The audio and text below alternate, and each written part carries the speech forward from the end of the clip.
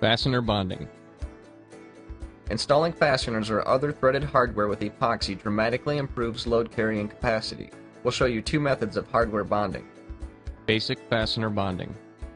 For screws and other threaded fasteners, begin by drilling a standard size pilot hole. Wet out the hole with unmodified epoxy.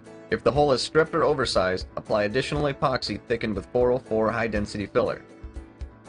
Insert the fastener and let the epoxy cure completely. Tensile tests show that this basic fastener bonding method can more than double fastener pullout strength over non-bonded fasteners. Advanced fastener bonding. When a fastener is bonded into an oversized hole, its holding power is dramatically increased. The oversized hole should be about a 1/4 inch greater in diameter than the fastener. If the bottom third of the hole is a standard sized pilot hole, it will hold the fastener in place until the epoxy cures. Drill the oversized hole about 2/3 of the depth of the fastener.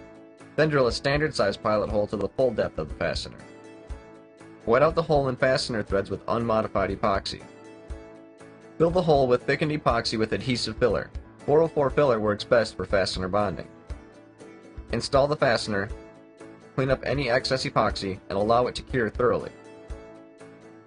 Bonding the base of hardware, as well as the fastener, further increases load capacity. It is especially useful if the mounting surface is curved or uneven. Drill oversized fastener holes at the fastener locations. Wet out the fastener holes, fastener threads, and hardware base with unmodified epoxy. Sand the wet epoxy into metal surfaces with coarse sandpaper. Fill the holes with epoxy thickened with adhesive filler. Coat the hardware base and fastener threads with thickened epoxy. Position the hardware and tighten the fasteners until a small amount of epoxy squeezes out. Clean up excess epoxy before it cures. If there is a larger gap because of a curved or uneven surface, be sure there is enough thickened epoxy to fill the gap and shape the excess into a small fillet.